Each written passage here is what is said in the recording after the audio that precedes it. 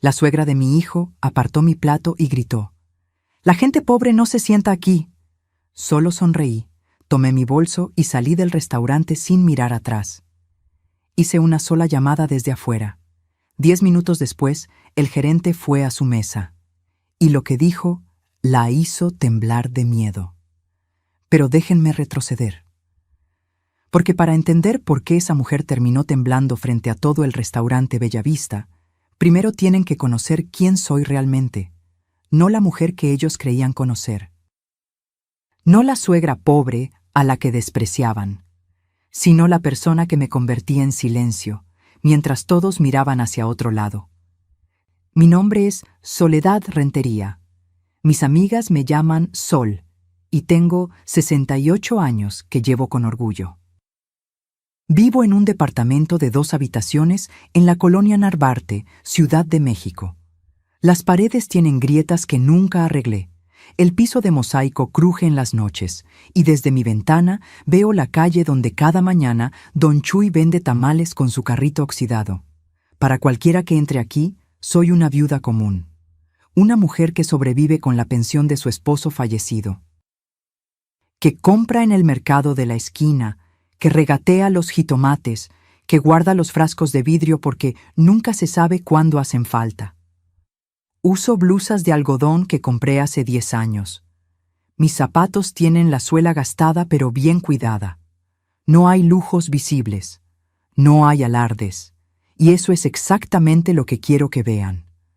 Porque la verdad es muy distinta. Heredé de mi esposo Héctor algo que nadie imaginaba. Cuando murió hace 12 años, todos asumieron que me dejó apenas lo suficiente para sobrevivir. Lo que no sabían es que Héctor y yo construimos, en absoluto silencio, una cadena de restaurantes. 12 establecimientos repartidos por toda la ciudad. Desde fondas discretas en Coyoacán hasta restaurantes elegantes en Polanco. Grupo Gastronómico Rentería, valuado en 45 millones de pesos. Y yo soy la única dueña. ¿Por qué nunca lo dije? Porque la muerte de Héctor me enseñó algo doloroso. Cuando la gente sabe que tienes dinero, cambia. Sus sonrisas se vuelven interesadas, sus abrazos calculados, sus palabras ensayadas. Vi cómo familiares lejanos aparecían de la nada pidiendo préstamos que jamás pensaban devolver. Vi cómo me miraban como si fuera un cajero automático con piernas. Entonces tomé una decisión. Guardé el secreto. Viví con sencillez. Dejé que el mundo me viera como una viuda humilde. Y observé quién me visitaba sin esperar nada a cambio. Quién me llamaba solo para preguntar cómo estaba mi día. Quién me amaba por ser Soledad, no por lo que Soledad podía darles. Mi único hijo, Rodrigo, tampoco sabe la verdad completa. Tiene 35 años, es arquitecto, un hombre honesto que trabaja duro. Le enseñé a valorar el esfuerzo, no la herencia. Sabe que su padre le dejó algo, pero cree que apenas alcanza para mi vejez tranquila. ¿Y yo? Yo preferí que así fuera. Quería que construyera su vida con sus propias manos, no esperando a que su madre muriera para vivir de rentas. Rodrigo siempre fue buen hijo. Me visitaba cada domingo, me traía pan dulce de la panadería que me gusta, se sentaba conmigo a tomar café de olla mientras me contaba de sus proyectos. Lo crié solo después de que Héctor murió. Fueron años difíciles, pero hermosos. Pensé que lo había educado bien, hasta que conoció a Camila. Al principio, parecía encantadora. Sonrisa amplia, voz dulce, modales impecables. Rodrigo estaba enamorado, y yo quería verlo feliz. Entonces me guardé mis primeras impresiones. Ese brillo en sus ojos cuando medía mi departamento con la mirada. Esa forma de tocar mis muebles como si fueran contagiosos. Ese comentario sobre mi blusa. «Ay, suegra, ¿todavía usas ropa de los 90s? ¡Qué tierno!». Me mordí la lengua. Por mi hijo, siempre por mi hijo. Se casaron hace 3 años. La boda fue en un jardín elegante en las afueras de la ciudad. Camila insistió en que yo no necesitaba ayudar con los gastos. con ese tono que dejaba claro que de todas formas mi ayuda sería insignificante. Durante la ceremonia, intentó colocarme en las filas traseras para las fotos familiares. «Es que desentonas con el color de las damas de honor, suegra. Mejor te quedas aquí atrás, ¿sí?» Rodrigo no dijo nada. Solo me apretó la mano y susurró: «Mamá, es su día. Dejémosla feliz». Y yo dejé. Porque el amor de madre no tiene condiciones, o eso creía entonces. Pero las cosas empeoraron. Los domingos familiares empezaron a cancelarse. «Ay, suegra, es que tenemos planes». Las llamadas se hicieron más escasas. «Rodrigo está muy ocupado. ¿Le digo que te marque después?» Y cuando yo llamaba, escuchaba a Camila al fondo. «Otra vez tu mamá. Dile que estás en una junta». Me tragué la tristeza. La disolví en mi café matutino. La escondí detrás de mi sonrisa cuando finalmente los veía. No quería ser la suegra conflictiva, la que causaba problemas, la que exageraba. Pero entonces conocí a Estela Vega de Montalvo, la madre de Camila, y ahí entendí de dónde salía todo. ¿Qué pasó cuando esa mujer entró en mi vida? ¿Qué palabras salieron de su boca la primera vez que nos vimos? Eso lo descubrirán en un momento. Debería haberlo visto desde el principio. Las señales estaban ahí, brillantes como luces de neón en la oscuridad. Pero el amor de madre es ciego. O peor aún, elige no ver. El día de la boda, llegué temprano al jardín. Llevaba un traje sastre color vino que había mandado hacer especialmente para la ocasión. Nada ostentoso, pero digno, elegante. Me sentía bien, incluso ilusionada. Iba a ver a mi único hijo casarse con la mujer que amaba. ¿Qué más podía pedir? Camila apareció envuelta en tul y encaje, radiante como toda novia debe estar. Pero cuando me vio, su sonrisa perfecta tembló apenas un segundo. Sus ojos me recorrieron de arriba a abajo y supe que había reprobado algún examen invisible. «Suegra», me dijo, acercándose con pasos estudiados, «qué interesante tu conjunto». Interesante. Esa palabra que la gente usa cuando no puede decir lo que realmente piensa. «Gracias, hija», respondí, intentando abrazarla. Pero ella se apartó ligeramente, tocando apenas mi hombro. «Cuidado con el maquillaje. Todavía no está fijado». La fotógrafa empezó a organizar a la familia para las fotos. Camila se colocó al centro, rodeada de sus padres, sus hermanas, sus primas. Un ejército de gente hermosa con vestidos coordinados en tonos pastel. Yo quedé a un lado, esperando mi turno. «Bueno, ahora las fotos con la familia del novio», anunció la fotógrafa. Camila levantó una mano.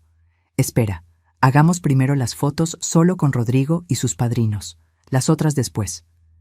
Me quedé parada ahí, sosteniendo mi bolso, sintiéndome como un mueble que estorba durante una mudanza. Rodrigo me buscó con la mirada. Pude ver la incomodidad en su rostro, pero Camila ya lo había tomado del brazo, arrastrándolo hacia el jardín central donde la luz era perfecta. Tomaron 20 fotos, 30, 50, con los padrinos, con los amigos del novio, con el perro de la quinta, por el amor de Dios. Cuando finalmente me llamaron, la fotógrafa ya estaba guardando el equipo principal. «Solo unas rápidas con el celular», dijo Camila con esa voz dulce que ya empezaba a sonarme falsa. «Es que se nos hizo tarde y los invitados ya están llegando. 3 fotos. Me tomaron 3 fotos con mi hijo el día de su boda, pero me lo tragué. Sonreí. Aplaudí cuando dijeron, sí, acepto. Lloré cuando se besaron, porque a pesar de todo, mi hijo se veía feliz, y su felicidad era lo único que me importaba. ¿O no? Los primeros meses fueron una ilusión casi perfecta. Rodrigo me visitaba, aunque menos. Me llamaba, aunque más breve. «Tengo que colgar, mamá. Camila me está esperando para cenar». Siempre Camila esperando. Siempre Camila necesitando. Siempre Camila primero. Empecé a notar cosas pequeñas. Cuando yo hablaba, Camila revisaba su teléfono. Cuando yo contaba alguna anécdota, ella bostezaba sin taparse la boca. Cuando yo llevaba comida que había preparado para ellos, la dejaba en el refrigerador hasta que se echaba a perder. «Ay, suegra, es que estamos a dieta, pero gracias». Los domingos, nuestra tradición sagrada desde que Rodrigo era niño, comenzaron a desaparecer. Primero fue: «Mamá, este domingo no podemos. Camila tiene una reunión familiar». Luego: «Es que nos invitaron a un brunch con sus amigas». Después: «Mejor otro día, ¿sí? Es que queremos descansar». Pasaron de cada domingo a 2 veces al mes. Luego, a 1 vez al mes.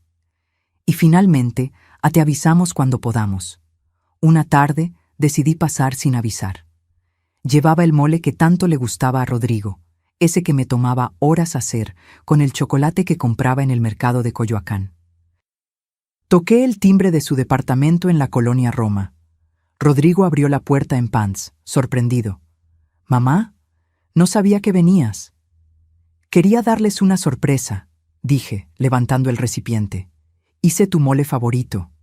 Detrás de él, Camila apareció envuelta en una bata de seda. Me miró como si hubiera interrumpido algo sagrado. «Suegra, qué inesperado». «Puedo dejar esto e irme», ofrecí, sintiéndome de pronto intrusa en la vida de mi propio hijo. «No, mamá, pasa», dijo Rodrigo, pero Camila ya tenía esa expresión, esa que yo empezaba a reconocer. «Es que tenemos planes, amor», le dijo a Rodrigo, ignorándome completamente. «¿Recuerdas? Quedamos de ir al cine con Daniela y su esposo». Rodrigo parpadeó, confundido. «¿Hoy? Pensé que era mañana». «No, cariño, es hoy, a las 6, y ya son las 5». Mentía. Lo supe por cómo evitó mi mirada. Lo supe por cómo sus dedos tamborileaban nerviosos en el marco de la puerta. Estaba inventando una excusa para que yo me fuera.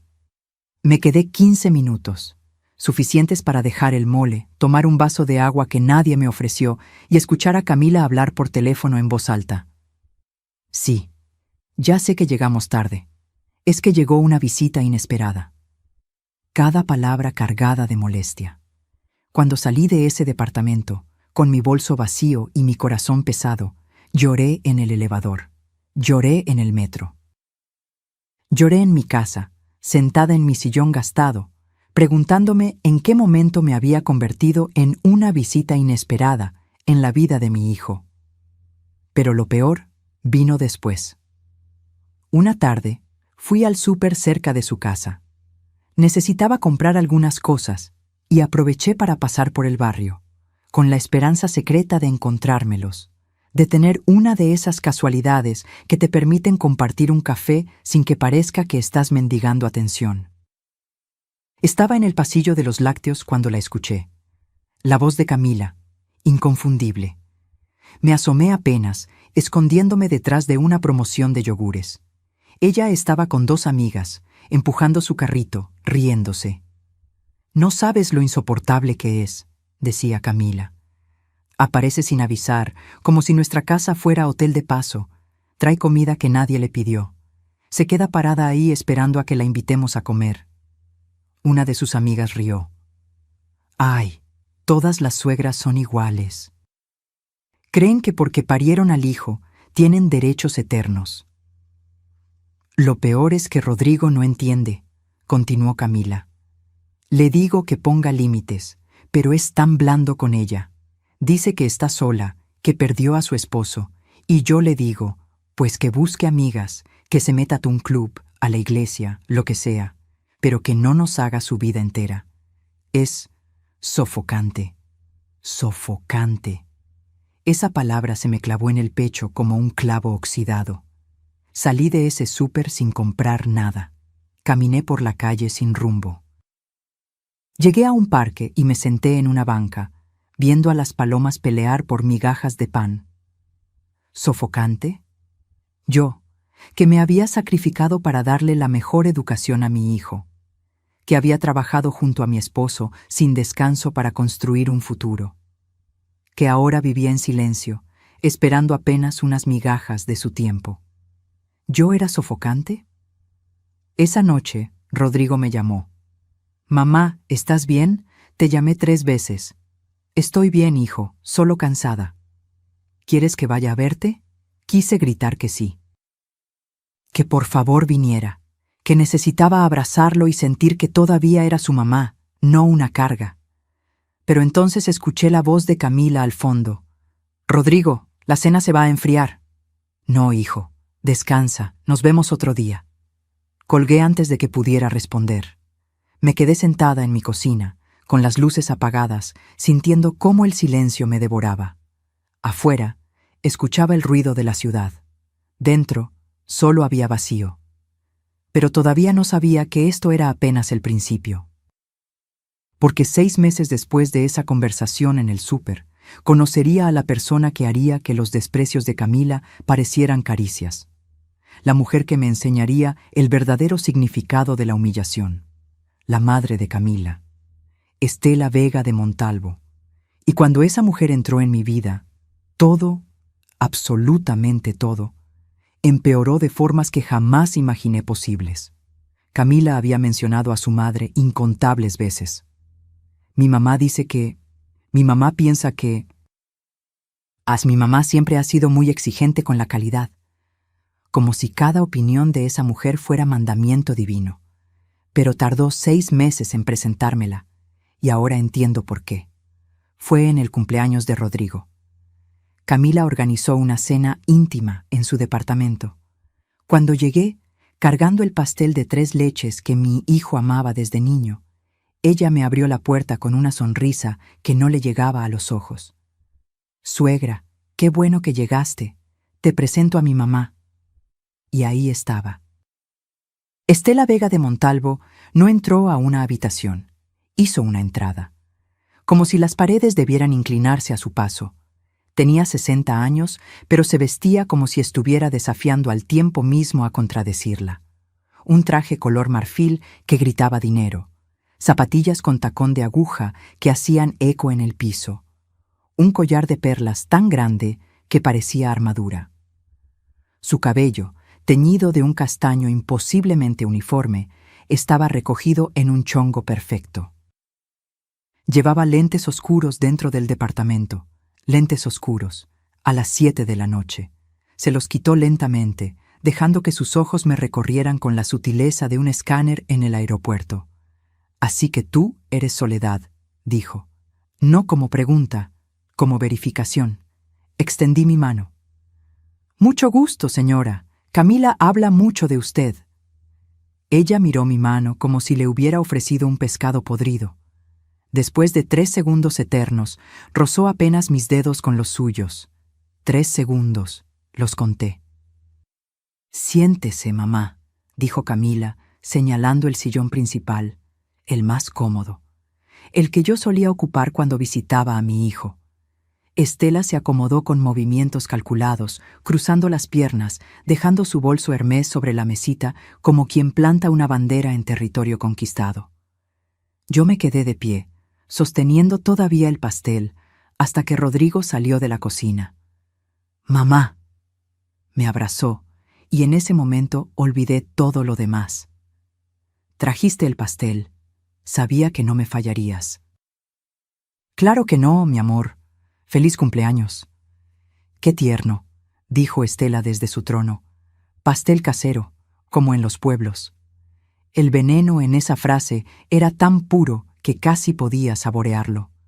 La cena fue un interrogatorio disfrazado de conversación cortés. Estela manejaba las preguntas como un abogado fiscal maneja los testimonios. Y dígame, Soledad, ¿a qué se dedicaba su esposo? Héctor tenía un negocio de comida. Ah, una pausa. ¿Algo grande o más bien... familiar? Exitoso, respondí, midiendo mis palabras. Nos permitió vivir dignamente.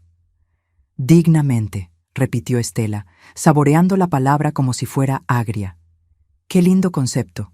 Yo siempre le digo a Camila, hay que aspirar a más que dignidad.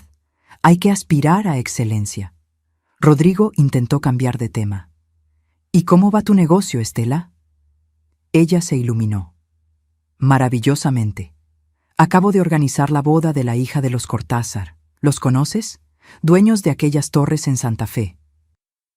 500 invitados, presupuesto de 2 millones de pesos, todo a mi cargo. Hablaba como si hubiera construido las pirámides de Egipto ella sola. Mi mamá es la organizadora de eventos más exclusiva de la zona, agregó Camila, con ese tono de admiración que jamás usaba conmigo. Lo que no dijeron es lo que yo descubriría después. Que Estela organizaba fiestas pequeñas para conocidos, eventos modestos que ella inflaba con palabras pomposas. Que la boda de los Cortázar fue en realidad el evento de una prima lejana de alguien con ese apellido, y que su participación se limitó a conseguir el salón. Que su negocio exclusivo operaba desde la sala de su casa, sin oficina, sin empleados, sin nada más que una agenda de contactos y mucha fachada. Pero esa noche, sentada en el departamento de mi hijo, yo no sabía nada de eso. Solo veía a una mujer que me miraba como se mira a un insecto en la suela del zapato. Después de la cena, mientras Rodrigo cortaba el pastel, Estela se acercó a mí en la cocina. Yo estaba lavando algunos platos, porque mis manos necesitan mantenerse ocupadas cuando estoy nerviosa. «Déjeme preguntarle algo, Soledad», dijo, recargándose en la barra con esa postura de quien está a punto de soltar una bomba. «¿Y usted de qué vive ahora? Porque entiendo que su esposo falleció hace años». «De mis propios recursos, señora Estela». «¿Recursos?». Su ceja se arqueó. «¿Qué tipo de recursos?». «Los suficientes para mi vida». «Ya veo». Me miró de arriba a abajo nuevamente. «Es que me preocupa, ¿sabe? Camila me cuenta que Rodrigo todavía le ayuda económicamente de vez en cuando. Y pues, los muchachos ahora van a tener gastos de bebé». Se llevó una mano al pecho, teatral. «No quisiera que mi hija y mi yerno se vieran en apuros por mantener a... Bueno, ya me entiende». Sentí cómo la sangre me hervía, pero mantuve la voz calmada. «Rodrigo no me mantiene, señora». «Jamás le he pedido un peso». «Ah, claro, claro», sonrió, esa sonrisa de tiburón que vería tantas veces después. «No lo tome a mal, solo estoy cuidando a mi hija, porque criar a Camila me costó muchísimo, ¿sabe? Escuelas privadas, viajes al extranjero, cursos de etiqueta. No cualquiera puede darse esos lujos». Etiqueta. Qué ironía. Porque en ese momento, parada en esa cocina, con su collar de perlas y su traje caro, Estela Vega de Montalvo me estaba mostrando que todo el dinero del mundo no puede comprar educación. «Estoy segura de que hizo un excelente trabajo», dije, secándome las manos. «Sí, bueno, uno hace lo que puede con lo que tiene». Me dio una palmadita condescendiente en el hombro.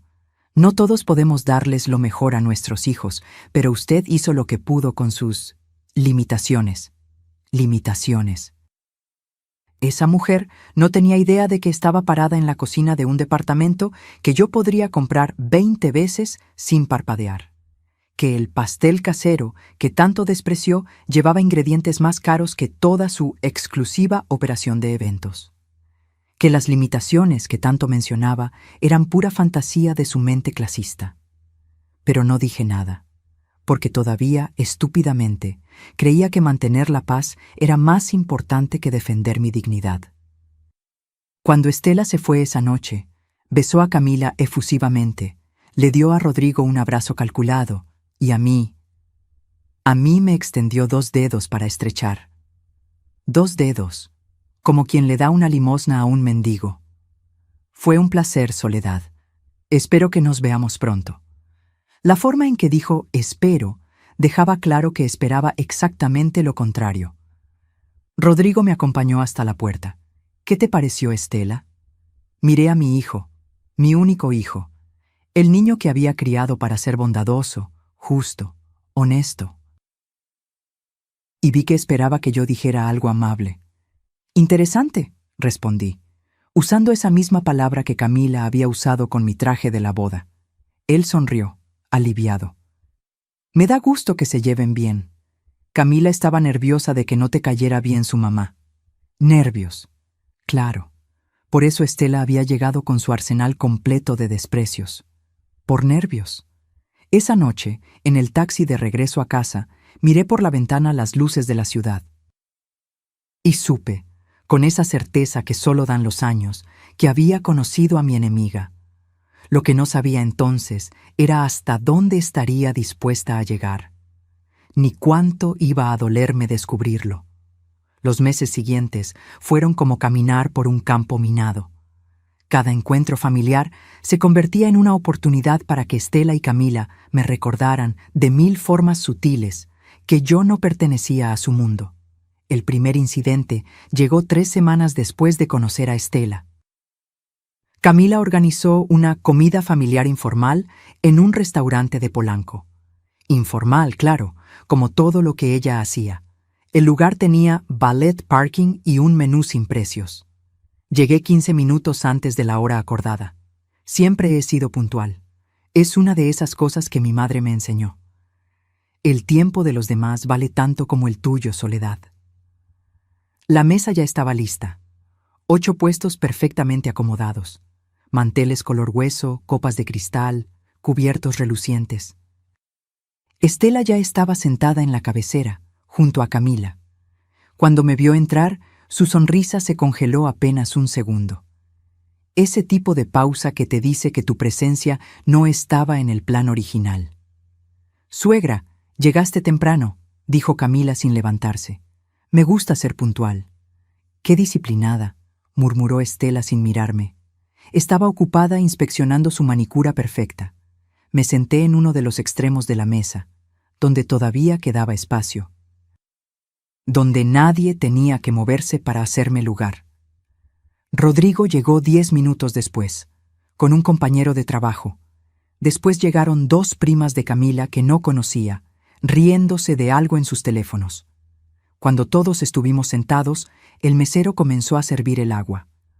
1, 2, 3, 4, 5, 6, 7 vasos llenos. Y mi lugar, vacío. Miré la mesa. 8 personas, 7 cubiertos. El mesero se dio cuenta y se disculpó de inmediato. «Permítame, señora, ya regreso con sus cubiertos». Pero antes de que pudiera moverse, Estela levantó una mano. «Espera un momento». Se volvió hacia mí con esa expresión de sorpresa exagerada que solo los actores malos usan. «Ay, Soledad, ¿vienes a comer? Pensé que solo pasabas a saludar». El silencio que siguió fue denso como el agua estancada. Rodrigo frunció el ceño. «Mamá está invitada, Estela. Por eso está aquí». «Ay, sí, claro, claro». Estela agitó la mano como espantando una mosca. «Es que Camila me dijo que tal vez no podías venir, Soledad, que tenías cosas que hacer. Por eso no pedimos cubierto para ti. Pero bueno, ya que estás aquí...» Se volvió al mesero. «Tráele lo necesario. Aunque no sé si habrá suficiente comida. Pedimos para 7». «No hay problema», intervino el mesero, profesional. «Traigo los cubiertos de inmediato». Pero el daño ya estaba hecho. Las primas de Camila intercambiaron miradas. El compañero de Rodrigo se concentró intensamente en su servilleta. ¿Y yo? Yo me quedé sentada ahí, sintiendo cómo el calor me subía al rostro. No por vergüenza, por rabia. Camila ni siquiera me defendió, solo dijo: «Ay, mamá, seguro fue confusión». Pero sonreía. Esa sonrisita pequeña que te dice que la confusión fue absolutamente intencional. Comí esa tarde con los cubiertos que llegaron 5 minutos después. La comida me supo a ceniza. Cada bocado era un esfuerzo. Cada conversación en la que Estela participaba ignorándome por completo era una puñalada silenciosa. Cuando me preguntaron sobre mi vida, sobre mi casa, sobre mis días, Estela bostezaba abiertamente, sin taparse la boca, como si mi existencia fuera el espectáculo más aburrido del mundo. «¿Y qué haces para entretenerte, Soledad?», preguntó una de las primas, intentando ser amable. «Leo mucho, voy al mercado, visito a algunas amigas del barrio». «Qué pintoresco», interrumpió Estela. «Yo no tendría paciencia para esa vida tan simple. Necesito estimulación constante. Eventos, galas, gente interesante». «Gente interesante. como si yo fuera un mueble viejo que todavía funciona, pero que ya nadie quiere en la sala. Rodrigo intentó cambiar de tema hablando de su trabajo, de un proyecto nuevo que estaba diseñando. Pero incluso ahí, Estela encontró la forma de clavarme su cuchillo invisible. Qué orgullo debes sentir, Soledad. Tu hijo se hizo profesionista a pesar de las circunstancias.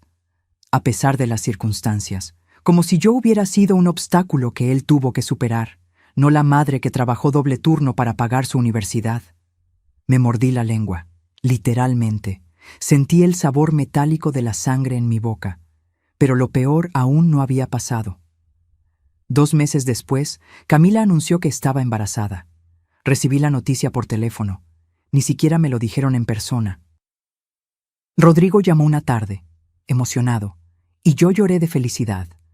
Iba a ser abuela. Después de tantos años, después de tanta soledad, tendría a una personita nueva que amar. Mamá va a organizar el baby shower, me dijo Rodrigo. Va a ser algo grande. Estela está súper emocionada. Estela. Claro, Estela organizando, Estela decidiendo, Estela en control de todo. ¿Cuándo es?, pregunté, para no hacer planes ese día. El 23 de abril. Te voy a mandar la invitación por WhatsApp. Esperé. Pasó una semana, 2 semanas. Nada. Le escribí a Rodrigo. Hijo, no me ha llegado la invitación. Estela mandó las invitaciones por correo postal. Debe llegarte pronto. Llegó. El 24 de abril. Un día después del evento. El sobre estaba dirigido a una dirección equivocada. Calle Hidalgo 847. Yo vivo en Hidalgo 487. Un error tan conveniente que dolía. Llamé a Rodrigo inmediatamente. Hijo, la invitación llegó mal. El baby shower fue ayer, ¿verdad? Hubo una pausa. Mamá, sí. Pensamos que no querías ir. Como no confirmaste, nunca recibí la invitación a tiempo. Otra pausa, más larga. Déjame hablar con Camila. No volvió a llamar ese día, ni al siguiente.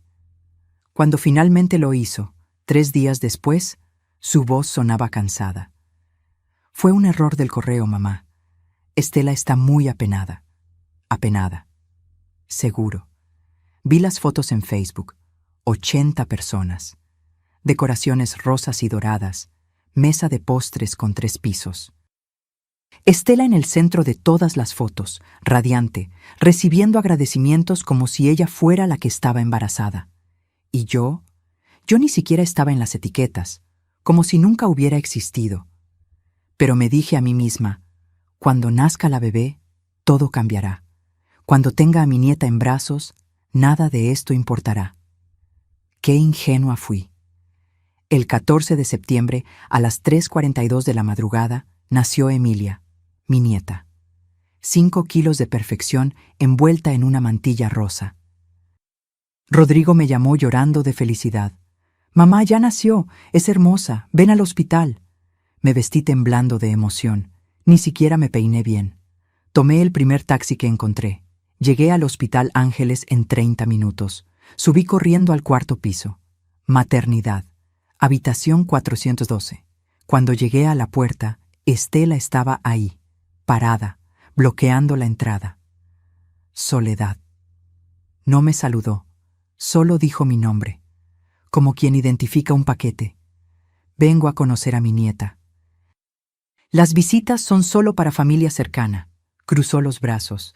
Camila acaba de pasar por una cesárea. Necesita tranquilidad. Mucha gente la estresa. Soy la abuela. Soy familia. Familia cercana, repitió. Cada palabra una piedra. Puedes ver a la bebé otro día, cuando Camila esté más recuperada, cuando haya menos gente. Miré por encima de su hombro. Dentro de la habitación había al menos 10 personas. Las hermanas de Camila, sus primas, su padre, su tía. Todos sosteniendo a Emilia, pasándosela de brazo en brazo, tomándose selfies. Estela. Mi voz se quebró. Por favor. Lo siento. No sonaba para nada arrepentida. Órdenes de Camila. Ella no quiere visitas adicionales hoy. Rodrigo apareció en la puerta en ese momento. Cuando me vio, Su rostro se iluminó. «Mamá, pasa, ven a conocer a Emilia». Pero Estela lo detuvo con una mano en el pecho. «Rodrigo, ya hablamos de esto. Camila necesita descansar. No puede haber tanta gente. Y mi hijo que debió defenderme, que debió decir, es mi madre y va a pasar». Solo asintió débilmente. «Mamá, tal vez es mejor que vengas mañana. Camila está muy cansada». Me quedé parada en ese pasillo de hospital, con el peluche de jirafa que había comprado para mi nieta, con las lágrimas quemándome los ojos, viendo cómo Estela cerraba la puerta en mi cara. Y en ese momento, algo dentro de mí se rompió. Pero todavía no sabía cuánto más podía romperse. Durante 3 meses después del nacimiento de Emilia, vivía en un limbo extraño.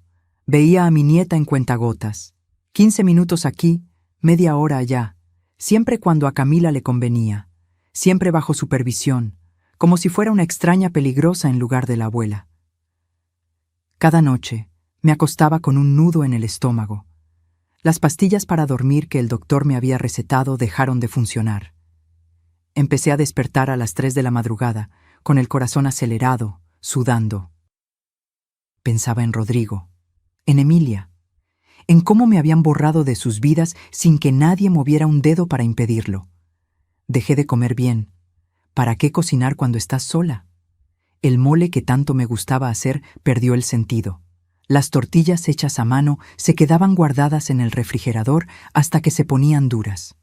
Tomaba café negro en las mañanas y a veces eso era todo hasta la noche. El estrés tiene formas silenciosas de cobrarse la cuenta. Una tarde de diciembre, estaba doblando ropa en mi recámara. Acababa de lavar las sábanas y el olor a suavizante llenaba el departamento. Afuera, escuchaba a los niños del edificio jugar en el patio. Voces alegres, risas. De pronto, el cuarto empezó a girar. Las paredes se movieron como si estuvieran hechas de agua. Mis piernas se volvieron de algodón. Intenté agarrarme del buró, pero mis manos no respondieron. Lo último que recuerdo es el piso de mosaico acercándose a mi rostro. Desperté con el sonido de sirenas. Doña Lupita, mi vecina del 302, estaba arrodillada junto a mí. «Ya viene la ambulancia, Sol. Aguanta, no te duermas». «¿Qué pasó?» Mi voz sonaba pastosa, lejana. «Te desmayaste. Toqué tu puerta para prestarte azúcar y te escuché caer. Tuve que llamar al conserje para que abriera». Los paramédicos llegaron. Luces brillantes, preguntas rápidas. Me subieron a una camilla. Todo era borroso, como ver el mundo a través de un vidrio empañado. En la ambulancia, uno de ellos me revisó la presión. «Está altísima. ¿Es diabética, señora?» «No». «¿Segura?» No estaba segura de nada en ese momento. Llamaron a Rodrigo. Era el único contacto de emergencia que tenía registrado en mi identificación.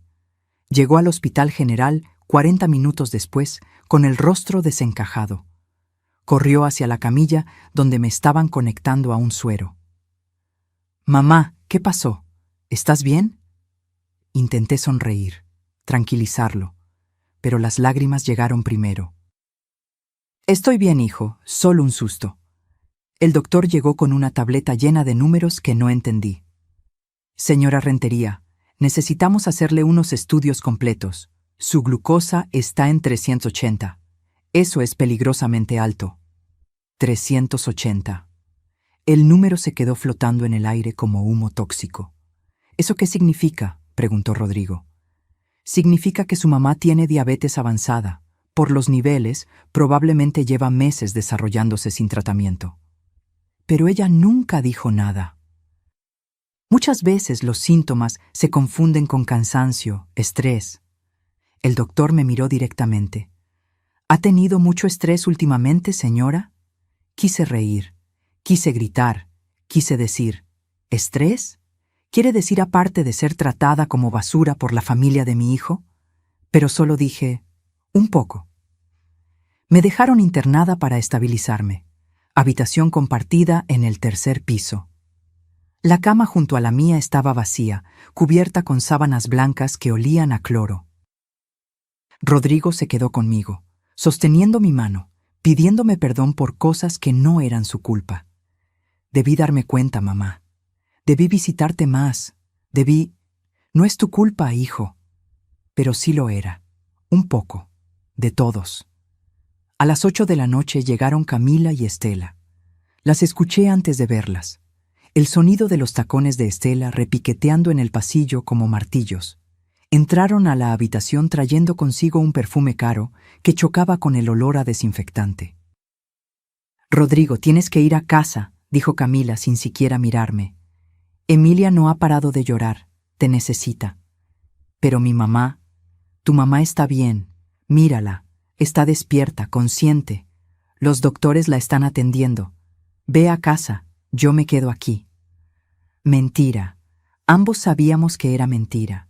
Pero Rodrigo estaba cansado, preocupado, dividido entre dos mujeres que jalaban de él en direcciones opuestas. «¿Estarás bien, mamá?», asentí, porque eso es lo que las madres hacen. Mentimos para que nuestros hijos no sufran. Rodrigo se fue, y me quedé sola con ellas. Estela se acercó a la ventana, mirando hacia la calle como si el panorama le pareciera fascinante. ¡Qué lugar tan austero! Nunca había estado en un hospital público. «Es un buen hospital», dije, mi voz apenas un susurro. Se volteó hacia mí. «Soledad, discúlpame que sea directa, pero tienes que cuidarte mejor. A tu edad y con tu estilo de vida, el cuerpo cobra factura». Mi estilo de vida. Como si vivir con sencillez fuera una enfermedad.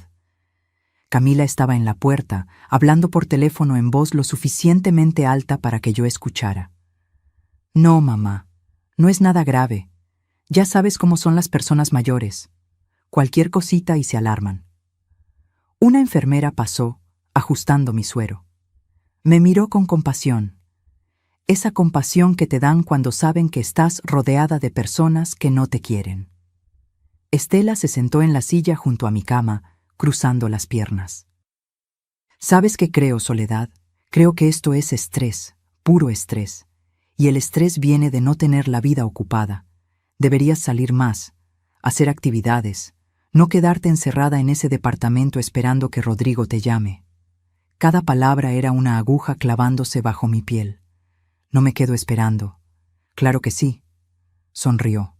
Esa sonrisa llena de condescendencia que ya conocía tan bien. Y eso genera ansiedad, que genera estrés, que genera esto. Señaló mi cuerpo conectado a las máquinas como si fuera evidencia en un juicio. Camila entró de nuevo a la habitación. «Rodrigo ya llegó a casa. Me voy también. ¿Vienes, mamá?» En un momento. Estela se puso de pie, alisando su falda inmaculada. Se inclinó sobre mi cama, acercando su rostro al mío, y con una voz tan baja que solo yo podía escucharla, dijo: «Deja de buscar atención, Soledad. Rodrigo tiene su propia familia ahora. Deja de ser una carga». Se alejó antes de que pudiera responder. Antes de que pudiera procesar lo que acababa de decir. Pero entonces escuché algo peor. Estaban en el pasillo. Yo podía ver sus sombras proyectadas en la pared. Y sus voces llegaban claras a través de la puerta entreabierta. «¿Crees que sea grave?», preguntaba Camila. «Por favor». La risa de Estela era hielo puro. «Esto es manipulación emocional, típica de suegras solitarias. Fingen enfermedades para que los hijos les presten atención. Ya verás que mañana está perfectamente bien. Rodrigo está muy preocupado. Por eso lo hace. Tu esposo es muy noble, demasiado, y ella lo sabe, lo usa». Esperé que Camila dijera algo, que me defendiera, que dijera: «Oye, es su madre, está enferma de verdad». Pero lo que dijo fue: «Tienes razón, siempre hace lo mismo. Cada vez que llevamos tiempo sin verla, aparece con algún drama». Me quedé inmóvil en esa cama. Los monitores pitaban a mi alrededor. El suero goteaba con ritmo constante. Y yo sentí cómo algo fundamental dentro de mí se quebraba. No era mi corazón. Era algo más profundo. Era la esperanza. Esa última chispa de esperanza que me había mantenido aguantando humillaciones, tragándome palabras, sonriendo cuando quería gritar. Esa noche, después de que se fueron, lloré en esa cama de hospital hasta quedarme sin lágrimas. Lloré por la madre que había sido, por la abuela que no me dejaban ser, por la mujer invisible en la que me había convertido. Y por primera vez en mi vida me pregunté si había fallado, si había fracasado como madre al criar a un hijo que no podía defenderme, si había sido tan insignificante que merecía este trato, si todo este dolor era culpa mía por ser, ¿qué? ¿Pobre? ¿Sencilla? ¿Vieja? La enfermera del turno nocturno me encontró llorando a las 3 de la mañana. ¿Le duele algo, señora? ¿Llamo al doctor? No, susurré. No me duele el cuerpo. Ella entendió. Me apretó la mano y no dijo nada más. A veces el silencio es la única medicina para ciertos dolores. Pero lo que ellas no sabían, lo que ninguna de ellas podría imaginar, era que esa noche en el hospital no me había roto. Me había transformado, porque hay un punto donde el dolor deja de destruirte y empieza a fortalecerte, donde la humillación se convierte en combustible, donde decides que ya basta. Y yo acababa de llegar a ese punto. Salí del hospital 3 días después con una bolsa llena de medicamentos y una lista de cosas que debía cambiar en mi vida. Dieta estricta, ejercicio moderado, reducir el estrés. El doctor lo dijo como si fuera tan fácil como cambiar de canal. Rodrigo me visitó 2 veces durante esas semanas de recuperación. Camila nunca vino, Estela tampoco, pero enviaron flores. Un arreglo pequeño con una tarjeta que decía «Pronta recuperación, familia Vega». Ni siquiera se molestaron en escribir mi nombre. Las puse en la basura. Pasaron 2 semanas cuando Rodrigo me llamó con una propuesta. «Mamá, quiero que almorcemos juntos, los 4, tú, yo, Camila y Estela, como familia». Mi primera reacción fue decir que no. Inventar una excusa. Pero entonces escuché algo en su voz, algo que sonaba a súplica, a necesidad de que todo estuviera bien entre las personas que amaba. ¿Dónde?, pregunté. En el restaurante Bellavista, en Polanco. El sábado a las 2. Bellavista. Uno de los restaurantes de mi cadena, uno de los más elegantes, con manteles de lino importado y cubiertos de plata antigua, con un chef que había ganado premios internacionales, con una lista de espera de 2 meses para conseguir mesa. Una mesa que yo podía conseguir con una llamada. El sábado me vestí con cuidado, nada ostentoso. Una blusa de algodón color marfil que me había regalado una amiga. Pantalones café que usaba para salir al mercado. Zapatos cómodos. Mi bolso de piel gastado, el que había sido de mi madre, con esa mancha de tinta que nunca pude quitar, pero que me recordaba su letra en las cartas que me escribía. Me miré al espejo. 68 años me devolvían la mirada, arrugas que contaban historias, canas que había dejado de teñir hace años, manos trabajadoras con venas marcadas, y por primera vez en meses me gustó lo que vi, porque esa mujer había sobrevivido, había construido, había amado. Y no merecía ser tratada como basura. Llegué al Bellavista a las 2 en punto. El valet se ofreció a estacionar un auto que no existía. «Vine en Uber», le dije. Me miró de arriba abajo con esa expresión que ya conocía. La que dice, «¿Qué hace esta señora aquí?». Adentro, el restaurante era exactamente como lo recordaba.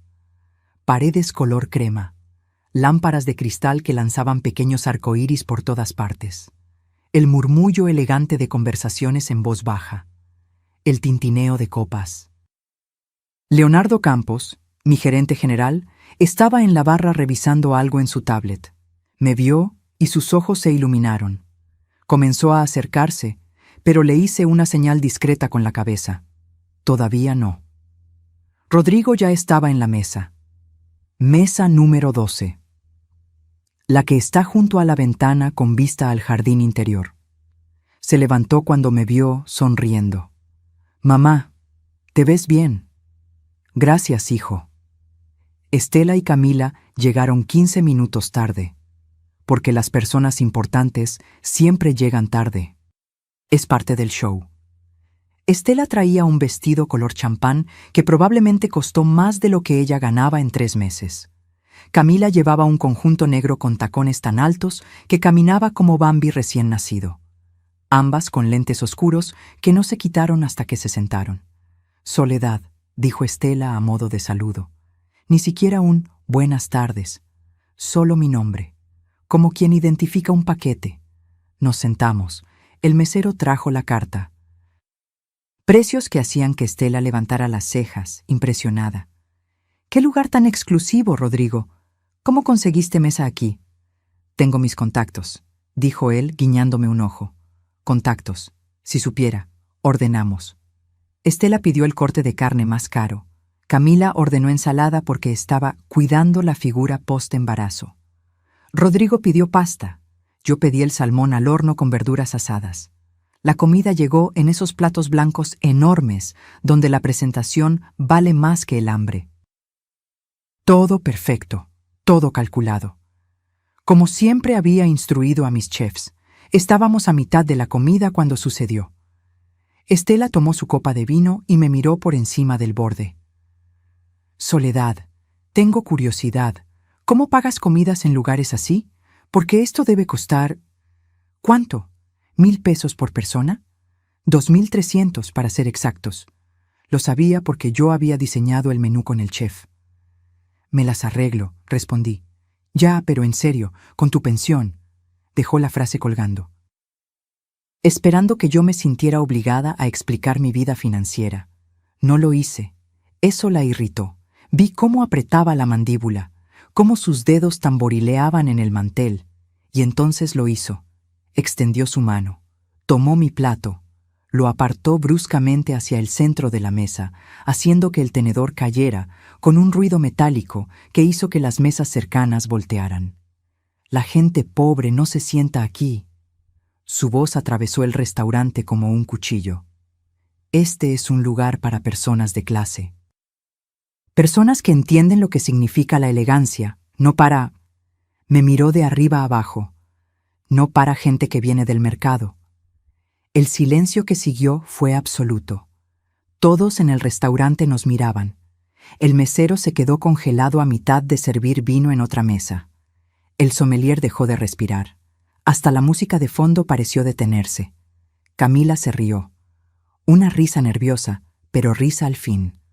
«Suegra, entiende tu lugar.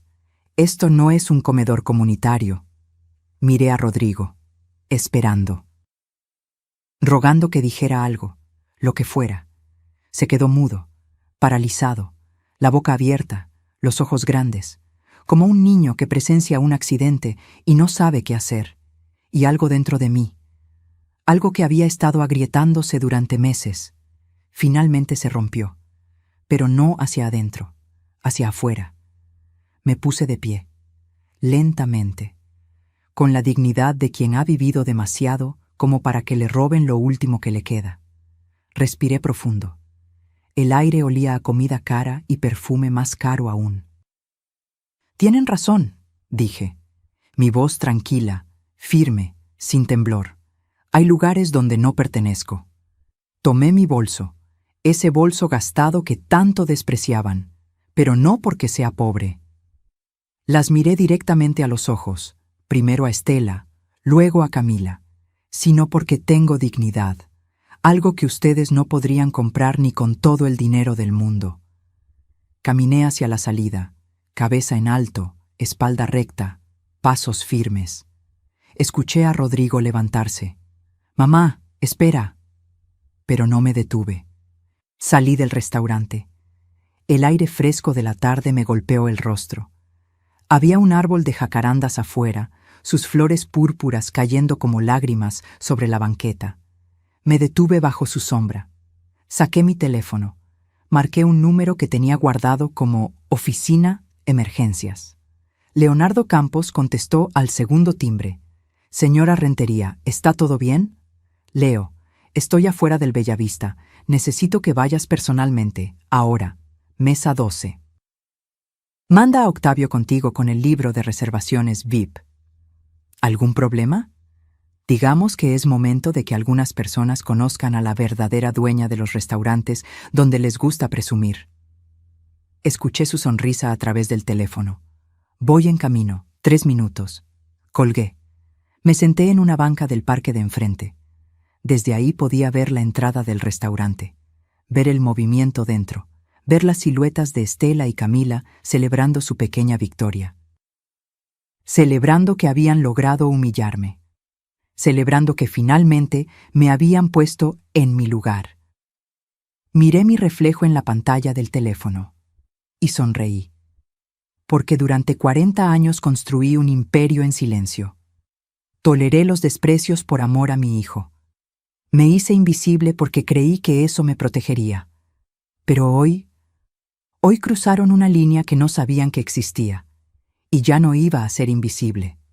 Nunca más. Desde mi banca en el parque, observaba la entrada del Bellavista como quien observa una obra de teatro esperando el acto final. Las flores de jacaranda caían a mi alrededor, formando una alfombra púrpura sobre el concreto. El sol de la tarde pintaba todo de dorado, casi poético, casi perfecto, casi justicia. Saqué un pañuelo de mi bolso y limpié una lágrima que se había escapado. No de tristeza, de rabia pura, de indignación cristalizada en agua salada. 40 años. 40 años construyendo lo que tenía, siendo prudente, siendo invisible. Héctor y yo trabajamos 14 horas diarias cuando abrimos el primer restaurante, una fonda pequeña en Coyoacán que casi nadie conocía. Lavábamos los trastes nosotros mismos después de cerrar. Contábamos cada peso, soñábamos cada expansión. Cuando Héctor murió, todos esperaron que vendiera. ¿Para qué quieres un negocio, Soledad? Eres mujer, eres viuda. No entiendes de esas cosas. Pero les demostré que estaban equivocados, sin hacer ruido, sin presumir, solo trabajando. Compré el segundo restaurante, luego el tercero, después una cadena pequeña que estaba en quiebra. La levanté, la pulí, la convertí en algo rentable.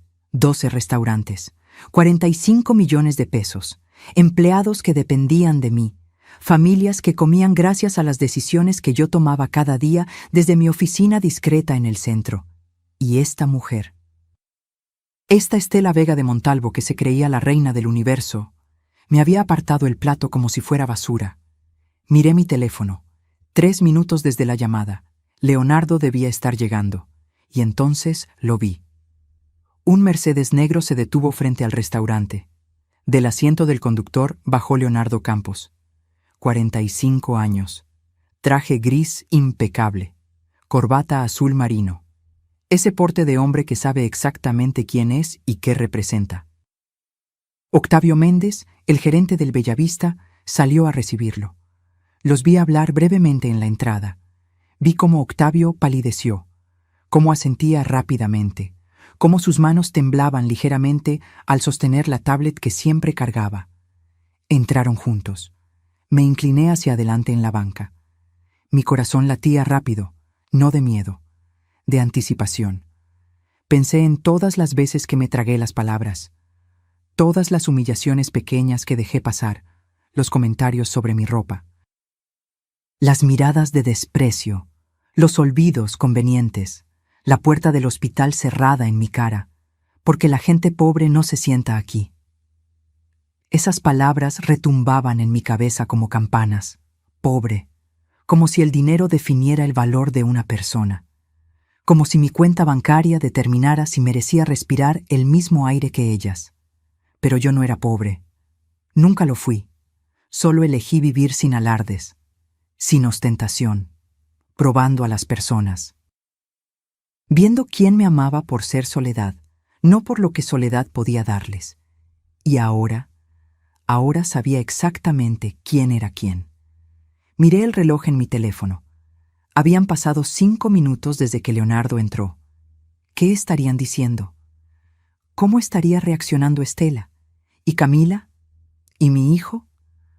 Rodrigo, mi único hijo, el niño que crié para ser bueno, honesto, justo, el hombre que se había quedado mudo cuando más necesitaba que hablara.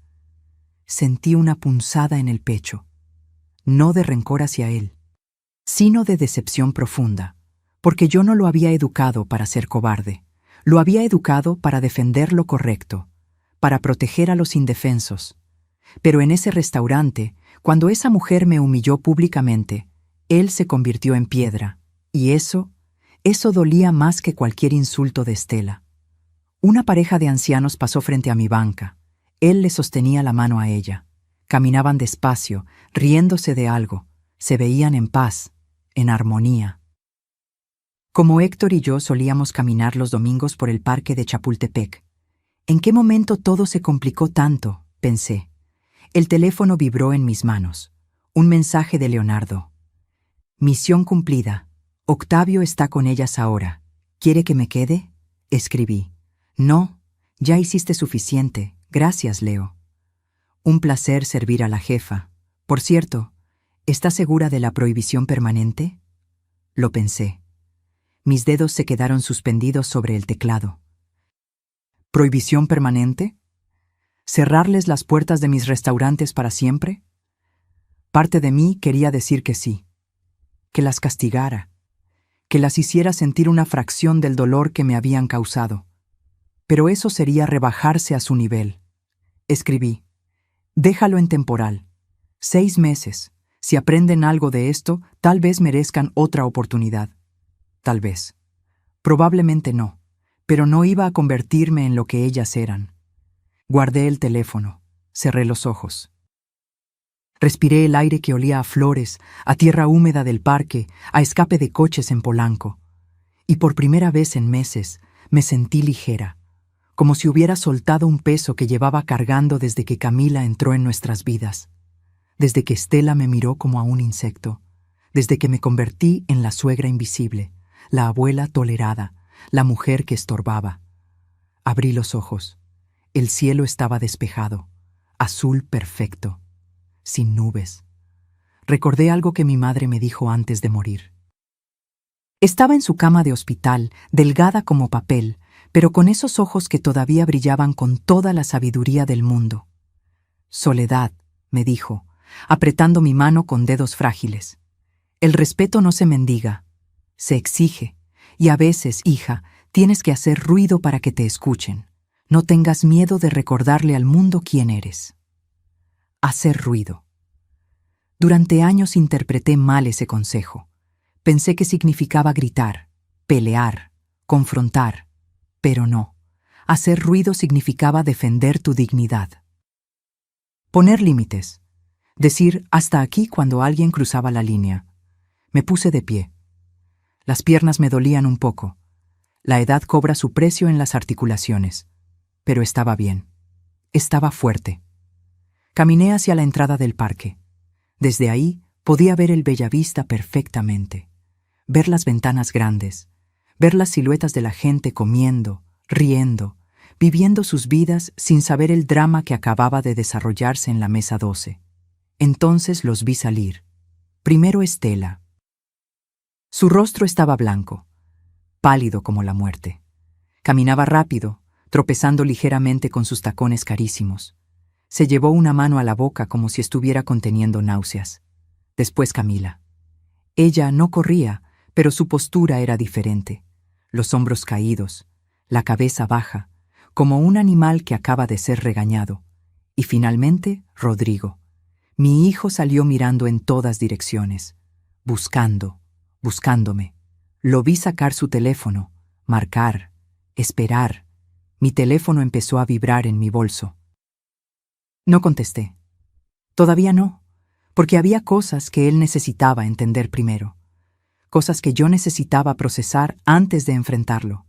Lo vi caminar hacia un lado, hacia el otro, desesperado, confundido, probablemente preguntándose cómo era posible que su madre, Su pobre madre, que vivía en un departamento pequeño con grietas en las paredes, fuera la dueña de uno de los grupos gastronómicos más exitosos de la ciudad.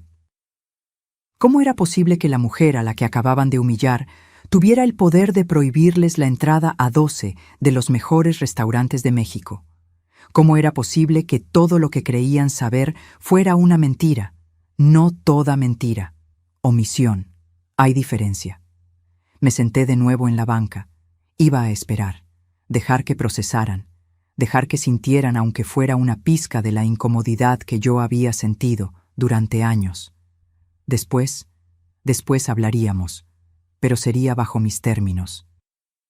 Por primera vez en mucho tiempo, bajo mis términos. 10 minutos antes, dentro del Bellavista, la mesa 12 era una escena de celebración silenciosa. Estela había terminado su vino. Camila revisaba su teléfono sonriendo. Y Rodrigo miraba hacia la puerta por donde yo había salido con una expresión que no podía descifrar. «Bueno», dijo Estela, limpiándose delicadamente la comisura de los labios con la servilleta. Creo que finalmente entendió el mensaje. «Era necesario, mamá», coincidió Camila. Ya era insoportable. Rodrigo no dijo nada, solo miraba su plato intacto. Entonces las puertas del restaurante se abrieron. Leonardo Campos entró con la presencia de alguien que está acostumbrado a estar al mando. Alto, seguro, con ese traje que claramente costaba más que todo el guardarropa de Estela junto. Detrás de él venía Octavio Méndez, el gerente del local. Octavio era un hombre nervioso por naturaleza, pero en ese momento parecía a punto de sufrir un colapso. Caminaron directamente hacia la mesa 12. Estela levantó la vista, ligeramente molesta por la interrupción. ¿Sí? Octavio se aclaró la garganta.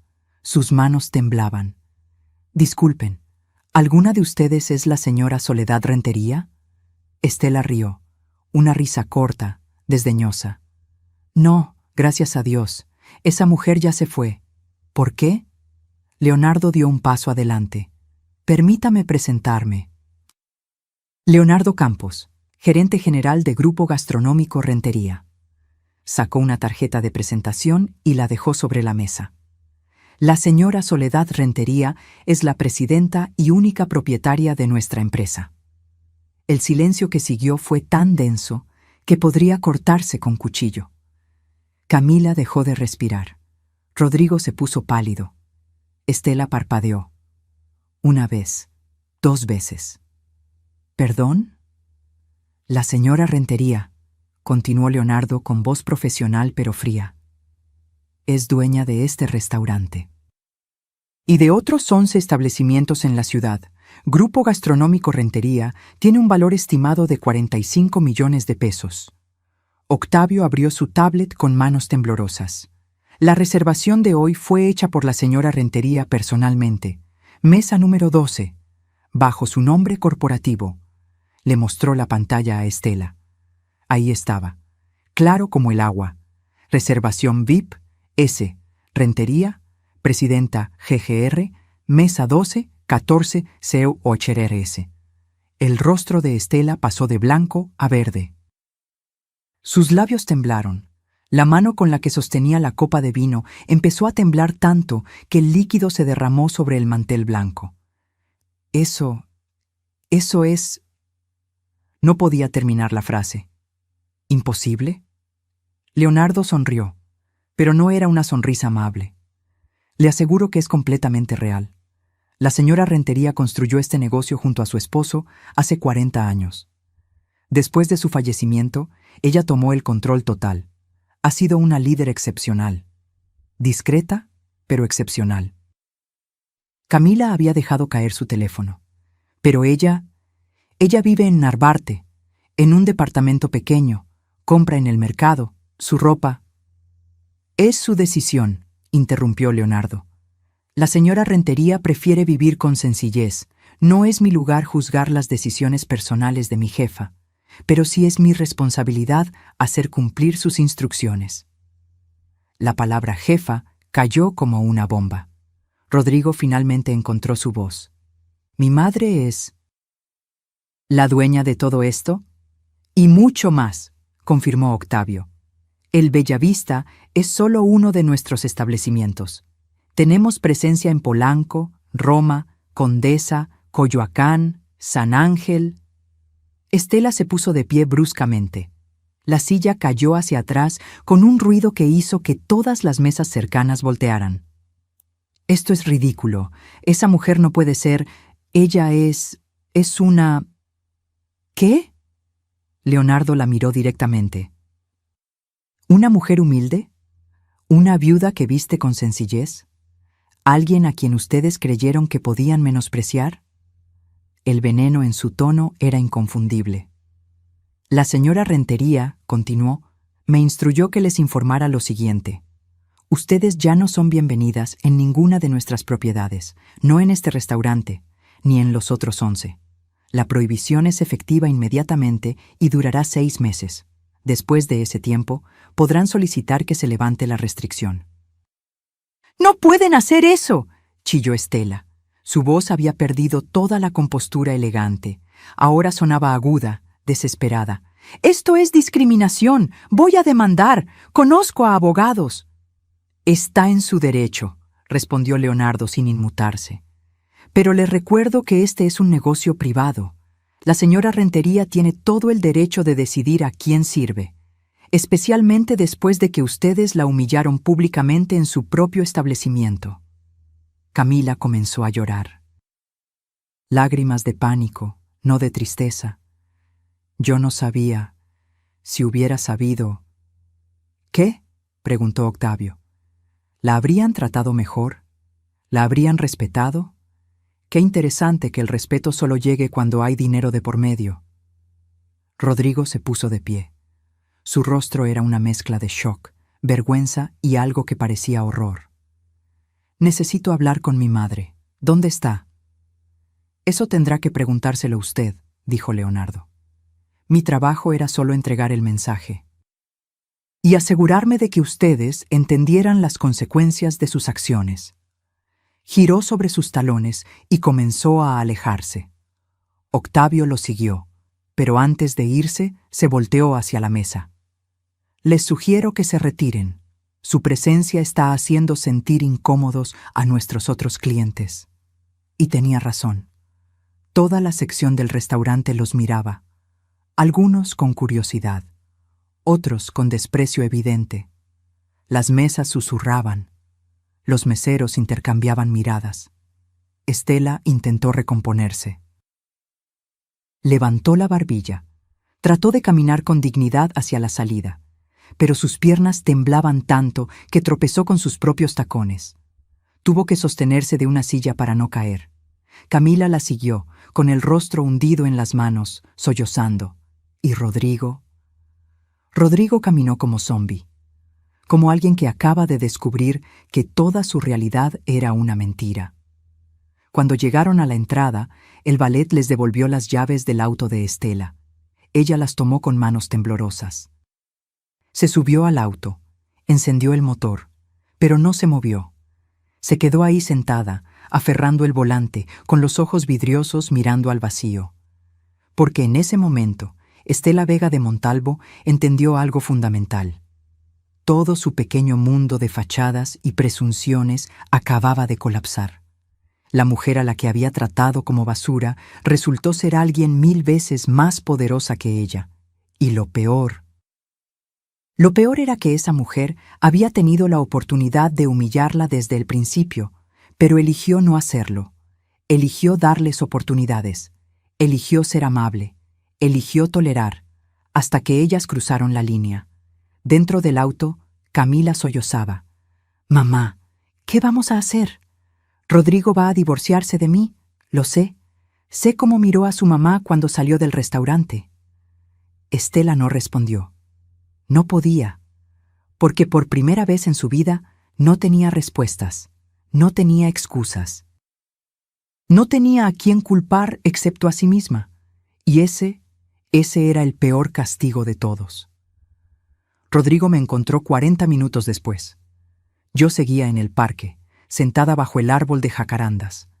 Había comprado un elote de un vendedor ambulante y lo comía despacio, saboreando cada grano. El señor que lo vendía me había dado extra chile y limón sin que yo pidiera. «Pa' que sepa más rico, ceñito», me dijo con una sonrisa sin dientes. Vi a Rodrigo cruzar la calle casi corriendo. Esquivó 2 autos que le tocaron el claxon. No le importó. Tenía esa expresión de desesperación absoluta. Cuando llegó frente a mí, se detuvo, jadeando, con las manos en las rodillas, como si acabara de correr un maratón. «Mamá», no respondí. Seguí comiendo mi elote. «Mamá, por favor, necesito que hablemos». «Siéntate, Rodrigo». Señalé el espacio junto a mí en la banca. Se sentó. Y entonces vi algo que no había visto en años: a mi hijo llorar. No lágrimas silenciosas, llanto completo. Sollozos que le sacudían los hombros, la cara roja, los ojos hinchados. «¿Por qué nunca me dijiste?» Su voz se quebraba con cada palabra. «¿Por qué me dejaste creer que apenas tenías para vivir?» Terminé mi elote. Limpié mis manos con una servilleta de papel. La tiré en el bote de basura cercano. Solo entonces lo miré. «Porque quería que me amaras por ser tu madre, no por mi dinero. Pero yo te amo, siempre te he amado». «¿Sí?» Mi voz era tranquila, demasiado tranquila. «¿Me amaste cuando tu suegra me cerró la puerta del hospital en la cara? ¿Me amaste cuando Camila se rió de mi ropa? ¿Me amaste hace 1 hora cuando Estela me humilló públicamente y tú te quedaste callado como una estatua?» Se tapó la cara con las manos. Lo sé, y me odio por eso. Fui un cobarde, el peor hijo del mundo. Pero mamá tenía miedo. ¿Miedo de qué? De perder a Camila, de que se enojara, de causar problemas. ¿Y perderme a mí? Lo miré directo a los ojos. «¿Eso no te daba miedo?» No pudo sostenerme la mirada. «Rodrigo, te crié solo. Tu padre murió cuando tenías 23 años. Trabajé día y noche para que no te faltara nada, para que estudiaras, para que tuvieras oportunidades. Y nunca, jamás, te pedí nada a cambio, porque eso es lo que hacen las madres. Aman sin condiciones». «Lo sé». «No, no lo sabes». Me puse de pie. Él se levantó también. «Porque si lo supieras, me habrías defendido. La primera vez que Camila me faltó al respeto, tú hubieras puesto límites. Cuando Estela me trató como basura, tú hubieras dicho: esta es mi madre y la respetas o nos vamos. Pero no lo hiciste. Elegiste la paz falsa sobre mi dignidad. Tienes razón, en todo. Fui egoísta, débil. Pero mamá, por favor». Se arrodilló frente a mí, en el pasto, con el pantalón caro de su traje manchándose de tierra. «Dame la oportunidad de arreglarlo, de ser el hijo que debí ser desde el principio». Lo miré ahí, arrodillado, y mi corazón se partió, porque era mi hijo, mi único hijo, el niño que solía correr hacia mí cuando se caía en el parque, el adolescente que lloraba en mi hombro cuando le rompieron el corazón por primera vez, el hombre que me abrazaba los domingos y me decía: «Te quiero, mamá», sin que yo tuviera que pedírselo. Pero también era el hombre que me había fallado. «Levántate, Rodrigo». Se levantó. «Necesito que entiendas algo. Durante 40 años construí un imperio. Solo. Después de que tu padre murió, todos esperaban que fracasara, que vendiera, que me rindiera. Pero no lo hice, porque soy más fuerte de lo que cualquiera imagina». Saqué mi teléfono. Abrí la aplicación de mi banco. Le mostré el saldo. 45.352.122 pesos con 47 centavos. Sus ojos se abrieron como platos. «Esto», continué, «es solo lo líquido. No incluye las propiedades, los restaurantes, las inversiones. Tengo suficiente dinero para vivir cómodamente el resto de mi vida, para darte una herencia que te permita retirarte mañana si quisieras, para comprarle a Emilia su educación completa hasta la universidad». «Mamá, pero el dinero no es el punto, ¿verdad? Nunca lo fue. El punto es el respeto, la dignidad, El amor genuino que no depende de cuentas bancarias o estatus social. Guardé el teléfono. Rodrigo, te amo. Eres mi hijo y siempre lo serás. Pero no voy a volver a tu vida si Camila y Estela siguen en ella. Se quedó paralizado.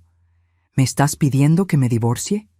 No, te estoy pidiendo que tomes una decisión consciente sobre qué tipo de vida quieres vivir, con qué tipo de personas, bajo qué valores. Pero Emilia merece crecer viendo a su padre defender lo correcto, respetando a los demás, tratando a las personas con dignidad sin importar su apariencia o cuenta bancaria. ¿Eso es lo que está aprendiendo ahora? ¿Viendo cómo su madre y su abuela materna tratan a la gente? No pudo responder. No te estoy apurando, dije, más suave. Tómate tu tiempo, piénsalo bien. Habla con Camila. Ve si ella realmente puede cambiar, si Estela puede aprender algo de esto. Pero mientras tanto, ¿qué? Necesito distancia, tiempo para sanar, para recordar quién soy más allá de ser tu madre. Las lágrimas volvieron a sus ojos. ¿Cuánto tiempo? No lo sé, el que necesite. Comenzó a caminar en círculos, jalándose el cabello. Esto es mi culpa, todo. Si yo hubiera sido más fuerte, si hubiera puesto límites desde el principio. Sí, concordé, pero lo que importa ahora no es el pasado, es qué vas a hacer diferente de aquí en adelante. Se detuvo frente a mí. ¿Puedo abrazarte? Lo pensé. Parte de mí quería decir que no. Quería que sintiera el rechazo que yo había sentido, pero era mi hijo, y el amor de madre es complicado. Sí. Me abrazó, fuerte, desesperado. Como si temiera que fuera a desaparecer si me soltaba. Lo siento, susurró en mi oído. Lo siento tanto, mamá. Voy a arreglarlo, te lo prometo. Las promesas son fáciles, las acciones son difíciles. Me separé de él. Vete a casa, Rodrigo. Piensa, decide, y cuando estés listo para hablar, me llamas. ¿Y si Camila quiere hablar contigo? ¿Disculparse? Si sus disculpas son genuinas, escucharé. Pero Rodrigo, he vivido suficientes años para diferenciar entre arrepentimiento real y pánico por consecuencias. Entendió. Se alejó caminando hacia su auto. A mitad del camino se volteó. Mamá, ¿me odias? No, hijo, nunca podría odiarte, pero estoy muy, muy decepcionada. Y eso duele más que el odio. Lo vi subirse a su auto, arrancar, alejarse. Me senté de nuevo en la banca. El cielo comenzaba a teñirse de naranja. Pronto sería de noche. Saqué mi teléfono. Tenía 17 llamadas perdidas. 12 de Rodrigo, 5 de números desconocidos que probablemente eran Camila o Estela. Las ignoré todas. Marqué otro número. Mi mejor amiga, Refugio. La conocía desde hace 30 años. Ella sí sabía la verdad sobre mi vida. ¿Sol? ¿Estás bien? Cuca, dije, usando su apodo. Hoy pasó algo grande. Cuéntame. Y le conté. Todo. Desde el restaurante hasta la revelación, hasta la conversación con Rodrigo. Cuando terminé, se quedó en silencio un momento. ¿Sabes qué pienso, Sol? ¿Qué? Que hoy recuperaste algo que habías perdido. ¿Mi dignidad? No, nunca la perdiste. Recuperaste tu voz. Y eso vale más que todos los millones del mundo. Sonreí. Por primera vez en horas, una sonrisa real. Tienes razón, Cuca. Tienes toda la razón. Los siguientes días fueron un silencio ensordecedor. Rodrigo no llamó. Camila tampoco. Era como si hubieran caído en un agujero negro y yo estuviera del otro lado, observando el vacío. Pero otras cosas sí sucedieron. El lunes por la mañana, Leonardo me llamó a mi celular. Señora Rentería, tiene 3 mensajes en la oficina. ¿De quién? Todos de una tal Estela Vega. Dice que es urgente que hable con usted, que hay un malentendido. Malentendido. Qué palabra tan conveniente. Bórralos, ordené. ¿Todos? Todos, y si vuelve a llamar, dile que la señora Rentería no está disponible para ella. Entendido. Pero Estela no se rindió tan fácil. El martes apareció en mi edificio. Don Chema, el conserje, me llamó por el interfón. Doña Sol, aquí hay una señora que dice ser familia suya. ¿La dejo subir? ¿Cómo se llama? Estela Vega. Por supuesto. No, don Chema, no es familia, y no quiero verla. Ella dice que no se va a ir hasta que usted baje a hablar con ella. Miré por la ventana. Ahí estaba. Parada en la calle, con un vestido que probablemente costaba lo que don Chema ganaba en 3 meses. Pero algo era diferente. No traía sus lentes oscuros. No tenía esa postura de reina, se veía pequeña. Bajé, no por ella, sino porque no quería que armara un escándalo que molestara a mis vecinos. Cuando salí del edificio, se acercó corriendo. Bueno, intentó correr. Los tacones no ayudaban. Soledad, gracias. Gracias por hablar conmigo. No dije nada, solo la miré. Yo necesito que entiendas. No sabía quién eras realmente. Si lo hubiera sabido... Si lo hubieras sabido, ¿qué? Interrumpí. ¿Me habrías tratado con respeto? ¿Me habrías tratado como ser humano en lugar de basura? Qué triste que el respeto solo llegue cuando hay dinero de por medio. Se puso pálida. No quise decir eso. Es solo que... Yo también vengo de abajo. Tuve que luchar mucho para llegar donde estoy. Y a veces juzgo mal a las personas. ¿Luchar? La miré de arriba a abajo. Estela, sé exactamente quién eres. ¿Crees que no investigué después de conocerte? Organizas fiestas pequeñas para conocidos. Le dices a la gente que eres empresaria exitosa cuando en realidad vives de cheque en cheque. Tienes deudas con 3 bancos por más de 800,000 pesos porque insistes en mantener una fachada que no puedes pagar. Su boca se abrió, cerró, abrió de nuevo como pez fuera del agua. ¿Cómo? Tengo recursos y cuando alguien maltrata a mi familia, investigo. Descubrí cosas interesantes, como que tu negocio exclusivo opera desde tu sala. Que la boda de los Cortázar fue el evento de una prima lejana y tu participación se limitó a conseguir el salón. Que le has mentido a Camila sobre tu posición financiera toda su vida. Las lágrimas comenzaron a caer por su rostro. Lágrimas que arruinaban su maquillaje perfecto. Por favor, no le digas a Camila. Se moriría si supiera... Ya lo sabe. ¿Qué? Le mandé un informe completo, con números, con fechas, con evidencias. Porque si voy a ser juzgada por mi economía, que ella también conozca la verdad sobre la tuya. Estela se tambaleó. Tuvo que apoyarse en un poste de luz. Me vas a destruir. No. Mi voz era firme. Tú sola te destruiste. Yo solo estoy quitando la máscara. Intentó agarrar mi mano. La aparté. Soledad, por favor, te lo suplico. Tengo deudas. Acreedores que me llaman día y noche. Pensé que si Camila se casaba bien, si Rodrigo... ¿Qué? ¿Le sacarían dinero? Saqué mi teléfono. Le mostré screenshots de mensajes entre ella y Camila que mi equipo de seguridad había recuperado. Mensajes donde planeaban pedirme préstamos a Rodrigo, donde hablaban de sacarle provecho a la vieja cuando se muera. Se puso verde. También vi este. Le mostré otro mensaje. Uno donde Estela le decía a Camila, manténla alejada. Entre más sola se sienta, más rápido se morirá y Rodrigo heredará. El silencio que siguió fue absoluto. Los ojos de Estela se llenaron de terror puro. Yo no lo decía en serio. Era frustración. Nunca haría... Vete de mi edificio, Estela. Mi voz era hielo. Antes de que llame a la policía. Por favor, solo escucha. Don Chema, llamé. El conserje salió inmediatamente. Si esta señora vuelve a aparecer aquí, llamas a las autoridades. ¿Entendido? Sí, doña Sol. Estela retrocedió, tambaleándose, llorando.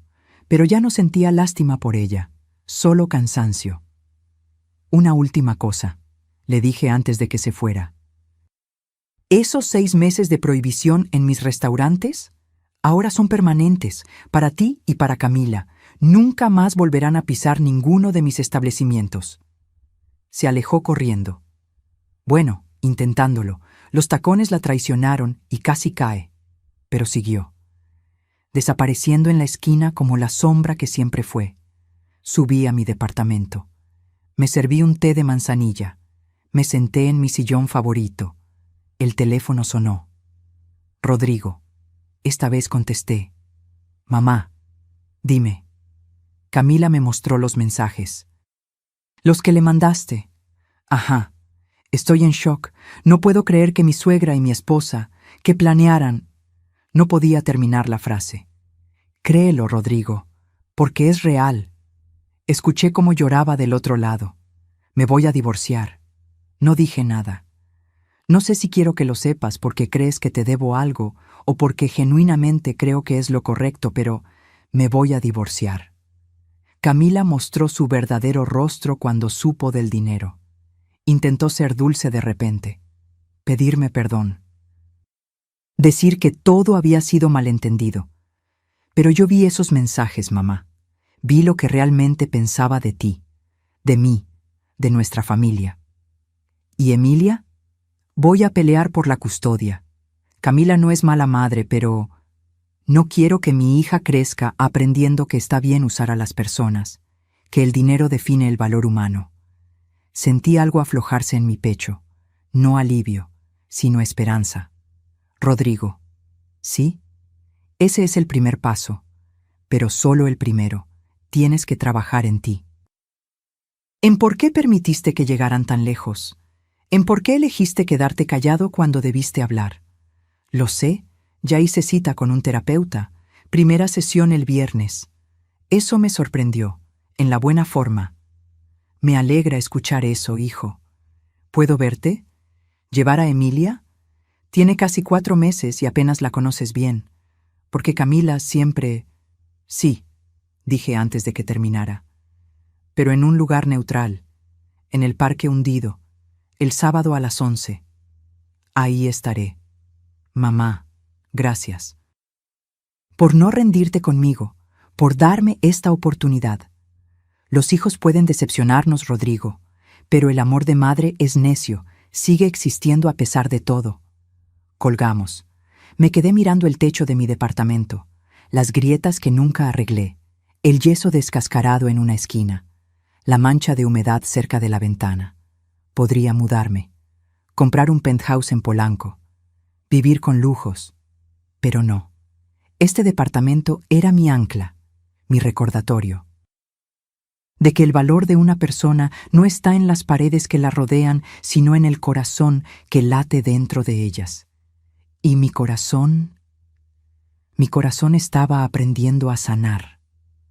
El sábado amaneció con un cielo despejado. Esas mañanas de ciudad donde el aire todavía está limpio y los ruidos son amables. Llegué al Parque Hundido a las 10:30, media hora antes. Los nervios me habían despertado a las 6. Me cambié de ropa 3 veces. Finalmente elegí una blusa color lavanda y jeans. Nada elegante. Nada que impresionara. Solo yo. El parque estaba lleno de familias, niños corriendo, parejas caminando, ancianos haciendo tai chi bajo los árboles. La vida en su forma más simple y hermosa. Me senté en una banca cerca del lago artificial. Observé a los patos nadar. Recordé cuando traía a Rodrigo aquí cuando era niño, cómo le encantaba darles de comer, cómo se reía cuando los patos peleaban por el pan. ¿Mamá?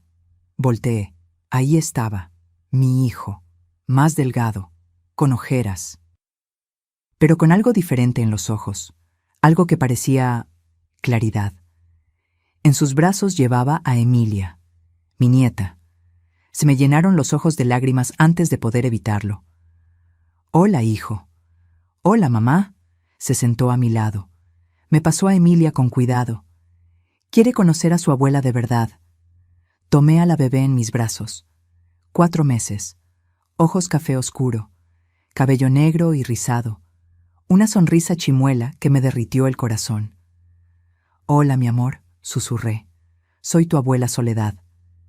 Emilia me miró, fijamente, con esa intensidad que tienen los bebés cuando estudian un rostro nuevo. Y entonces sonrió. No pude contener el llanto.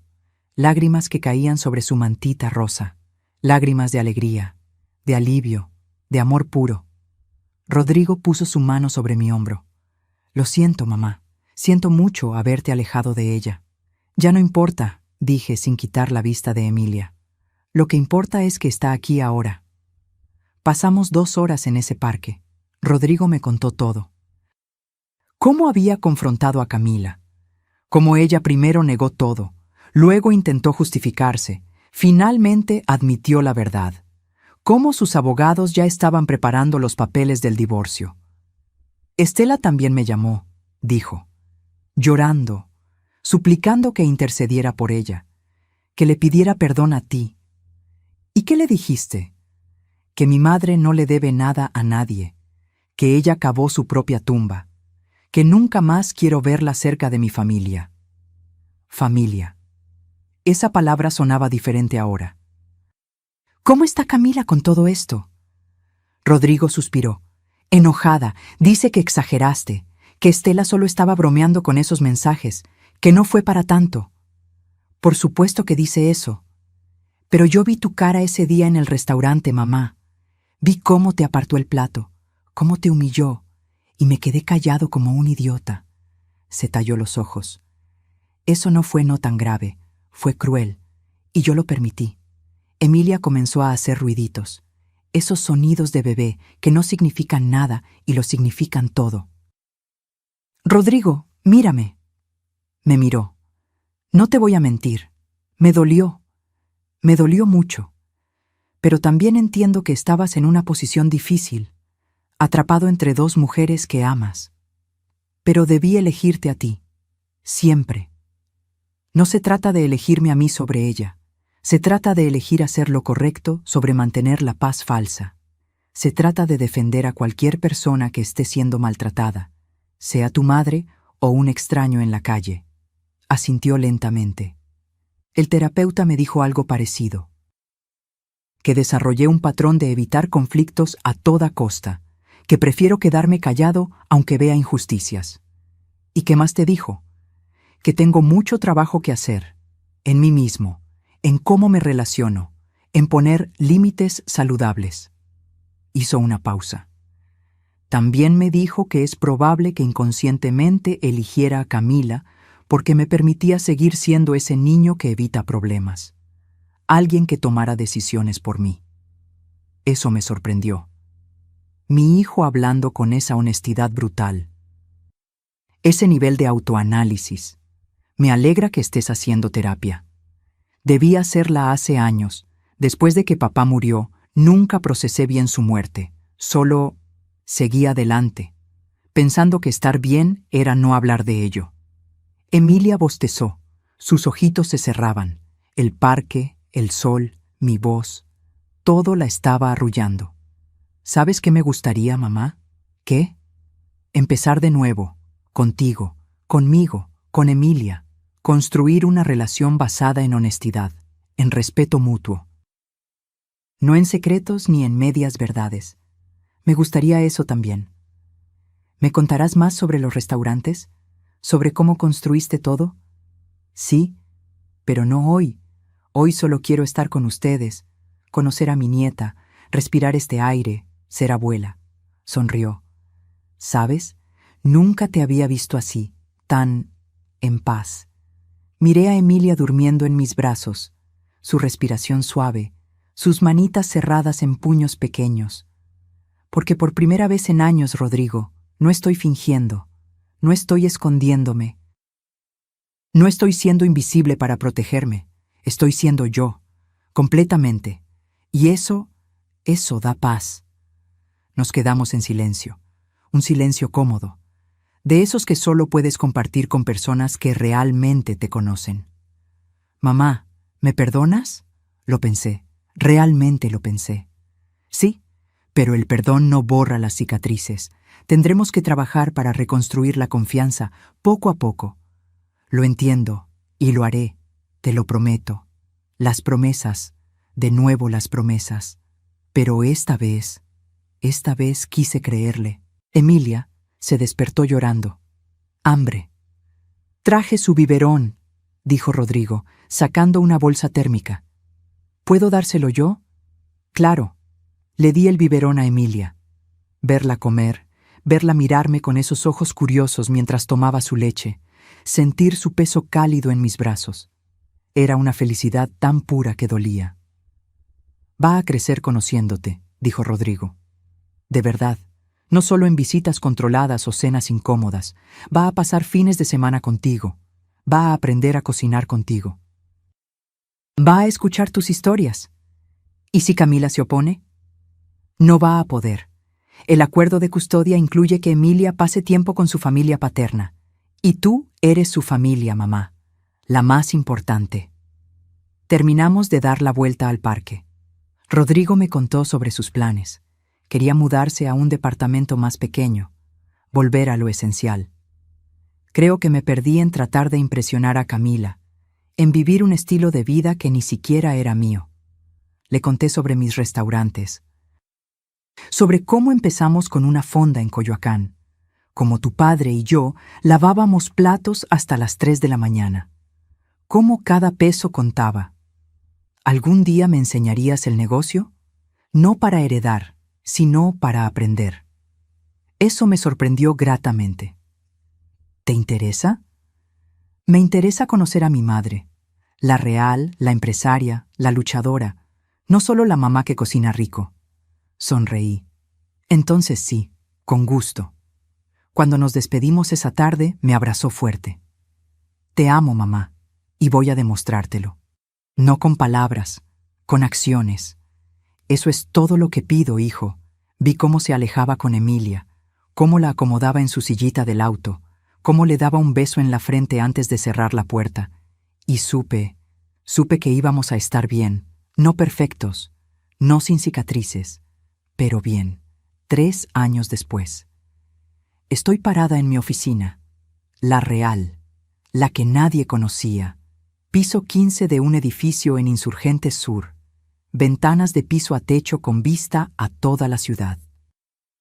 Un escritorio de caoba que heredé de Héctor, fotos de Emilia por todas partes.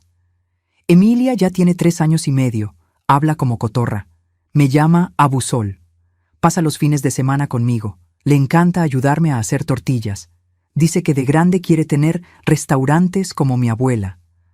Rodrigo está en terapia todavía, ya cumplió 2 años en ella. Dice que es lo mejor que ha hecho por sí mismo. Está saliendo con alguien nuevo, una mujer llamada Patricia, arquitecta como él, sencilla, amable.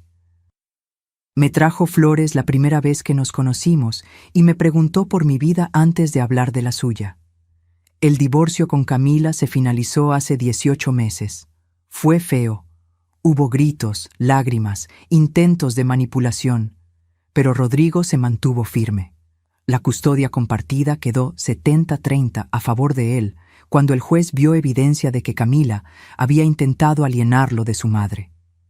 De Estela no he sabido nada directamente, pero me llegó información de que tuvo que declararse en bancarrota. Perdió su casa. Ahora vive con una hermana en Querétaro. Camila tuvo que conseguir trabajo de verdad, asistente administrativa en una empresa de eventos. Irónico. Pero yo decidí hacer algo con todo esto. Toco el interfón. Marina, ¿ya llegaron las invitadas de la una? Sí, señora Rentería. Están en la sala de juntas. Voy para allá. Camino por el pasillo. Paredes decoradas con fotos de todos mis restaurantes, reconocimientos, premios que gané por excelencia gastronómica. Artículos de revistas especializadas. Pero mi orgullo más grande está en la sala de juntas. Entro. Hay 12 mujeres sentadas alrededor de la mesa, todas mayores de 60, todas con historias en sus rostros. Buenas tardes, señoras. Bienvenidas a la Fundación Rentería para Mujeres de la Tercera Edad. La fundación que creé hace 2 años, con una parte de mi fortuna, 15 millones de pesos dedicados a apoyar a mujeres mayores víctimas de abuso familiar, económico o emocional. Les damos asesoría legal gratuita, apoyo psicológico, ayuda para encontrar vivienda si necesitan escapar de situaciones de maltrato, capacitación para reinsertarse al mundo laboral. Y cada mes me reúno con un grupo de nuevas beneficiarias. Les cuento mi historia, la verdadera, sin filtros. Mi nombre es Soledad Rentería. Comienzo como siempre. Y durante años me hice invisible porque creí que eso me protegería del dolor, pero el dolor llegó igual. Les cuento sobre Estela, sobre Camila, sobre el plato apartado en el restaurante. Veo cómo algunas asienten, reconociendo sus propias historias en la mía. Pero aprendí algo fundamental, continúo.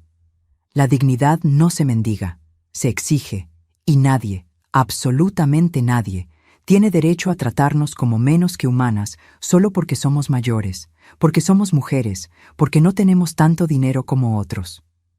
Una de las señoras levanta la mano. Se llama Esperanza, 72 años. Sus hijos intentaron meterla a un asilo para quedarse con su casa. ¿Cómo encontró el valor para defenderse?, pregunta. Tocando fondo, respondo con honestidad. A veces necesitamos caer completamente para recordar que tenemos piernas que pueden levantarnos. Necesitamos que nos aparten el plato para recordar que nosotras también tenemos derecho a sentarnos en la mesa. Otra señora, Dolores, 68 como yo, habla. Mi nuera me dice que soy una carga, que estorbo, que mi hijo estaría mejor sin mí. Me acerco a ella. Tomo su mano. Óyeme bien, Dolores. Tú no eres una carga. Eres una mujer que vivió, que luchó, que sobrevivió. Y si ellos no pueden ver tu valor, el problema no eres tú. Son sus ojos ciegos. Pasamos 2 horas en esa sala, compartiendo historias, llorando, riendo, planificando estrategias. Cuando se van, todas llevan un folder, con información legal, números de terapeutas, lista de refugios si los necesitan. Y algo más importante, la certeza de que no están solas. Marina entra después de que se van. Señora Rentería, tiene una llamada. ¿Quién? Un número que aparece como bloqueado, pero dice que es urgente. Dudo, pero contesto. Bueno, Soledad. La voz es vacilante, asustada. Soy Camila. No he hablado con ella en 3 años. ¿Qué quieres, Camila? Yo necesito hablar contigo, en persona, por favor. ¿Por qué? Silencio. Luego, porque me equivoqué, en todo, y necesito que me ayudes. Podría decir que no, colgar, borrar el número, pero recuerdo a las 12 mujeres que acaban de salir de mi oficina. Recuerdo que todas merecen segundas oportunidades si realmente han cambiado. ¿Dónde estás? En el café de abajo de tu edificio. Así que sabía dónde trabajaba. Interesante. Bajo en 10 minutos. Cuelgo. Me miro al espejo del baño de mi oficina. 68 años me devuelven la mirada. Pero ahora me gustan esas arrugas. Cada una cuenta una historia, una batalla, una victoria. Bajo. Camila está en una mesa del fondo. Se ve diferente, sin maquillaje, con ropa simple, el cabello recogido en cola de caballo, más delgada, con ojeras profundas. Me siento frente a ella. Gracias por venir, dice inmediatamente. Sé que no merezco ni 5 minutos de tu tiempo. No, no los mereces, pero los tienes. Úsalos bien. Respira profundo. He estado en terapia, mucha terapia, trabajando en todo. En por qué me comporté como lo hice, en por qué seguí a mi madre ciegamente, en por qué te traté como basura. ¿Y qué descubriste? Que estaba aterrada de no ser suficiente, de que Rodrigo se diera cuenta de que yo no venía del mundo que pretendía. Mi madre me enseñó desde niña que lo más importante es parecer exitosa, aunque no lo seas, que la gente solo te respeta si creen que tienes dinero. Toma un sorbo de su café. Le tiemblan las manos. Cuando te vi con tu ropa sencilla, tu departamento modesto, tu vida simple, vi todo lo que mi madre me enseñó a despreciar, y atacarte a ti era más fácil que enfrentar mis propias inseguridades. Eso no justifica nada. Lo sé, no justifico, solo explico. Las lágrimas comienzan a caer. Perdí todo, Soledad. A Rodrigo, mi matrimonio, la relación con mi hija. Mi madre está arruinada y me culpa a mí. Y lo peor es que tenías razón en todo. No digo nada, solo espero.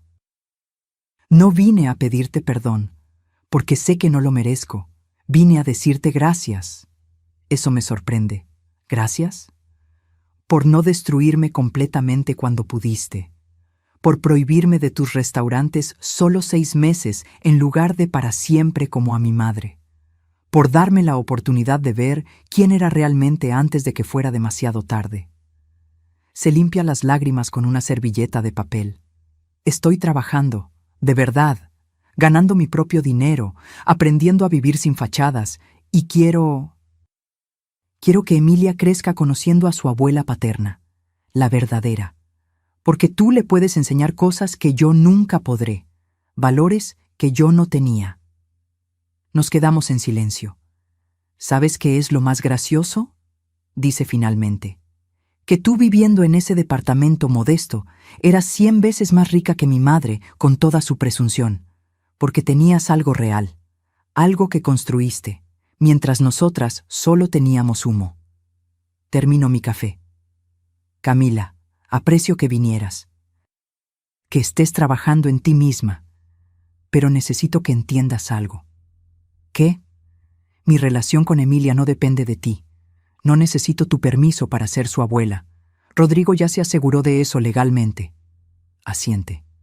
Lo sé, y me parece bien. Ella necesita gente buena en su vida. Y tú eres buena. Aunque yo no pude verlo entonces. Me levanto para irme. Soledad. Me detengo. No te estoy pidiendo que seamos familia, ni siquiera amigas. Solo quería que supieras que lo siento. De verdad, y que voy a pasar el resto de mi vida intentando ser mejor. Para Emilia, para mí. La miro. Veo algo en sus ojos que no había visto antes. Humildad genuina. Entonces te deseo suerte, Camila. En serio. Salgo del café.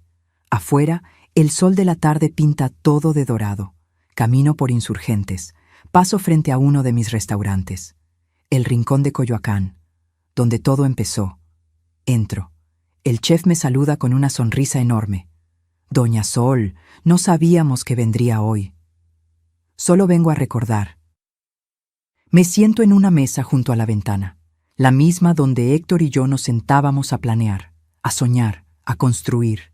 Pido un café de olla, pan dulce, como lo hacíamos entonces, y mientras lo saboreo, pienso en todo el camino recorrido, las humillaciones que sobreviví, las lágrimas que derramé, el hospital donde casi me rindo, el restaurante donde finalmente dije basta. Pero también pienso en lo que vino después, la fundación, las mujeres ayudadas, la relación reconstruida con Rodrigo. Mi nieta que me llama Abu Sol y me abraza como si fuera el mejor lugar del mundo. Saco mi teléfono, abro la galería. Hay una foto de hace una semana. Emilia, Rodrigo, Patricia y yo en el parque, todos riéndonos, todos felices. Una familia, no perfecta, pero real. Le marco a Rodrigo. ¿Mamá? Hijo, ¿qué hacen este domingo? Nada en particular, ¿por qué? Quiero que vengamos aquí, al Rincón de Coyoacán. Quiero mostrarle a Emilia dónde empezó todo, contarle la historia de sus abuelos. Enseñarle que la verdadera riqueza no está en lo que posees, sino en lo que no permites que te quiten. Escucho su sonrisa a través del teléfono. Nos encantaría, mamá. ¿A qué hora? 2 de la tarde, y traigan hambre. Voy a pedir que preparen mole, el que le gustaba a tu papá. Perfecto. Te amo, mamá. Yo también te amo, hijo. Cuelgo. Miro por la ventana, la calle llena de gente, cada persona con su propia historia, sus propias batallas, sus propias victorias pendientes. Y pienso, ¿cuántas de esas mujeres están sufriendo lo que yo sufrí? ¿Cuántas se sienten invisibles?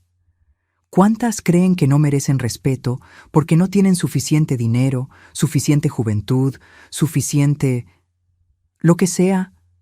Demasiadas. Pero la fundación está creciendo. El mes que viene abriremos otra sede en Monterrey. Luego en Guadalajara. Vamos a seguir ayudando. Una mujer a la vez. Un plato apartado a la vez. Me termino el café. Dejo una propina generosa para la mesera. Ella tiene mi edad. Trabaja aquí desde que abrimos hace 40 años. Gracias, doña Sol.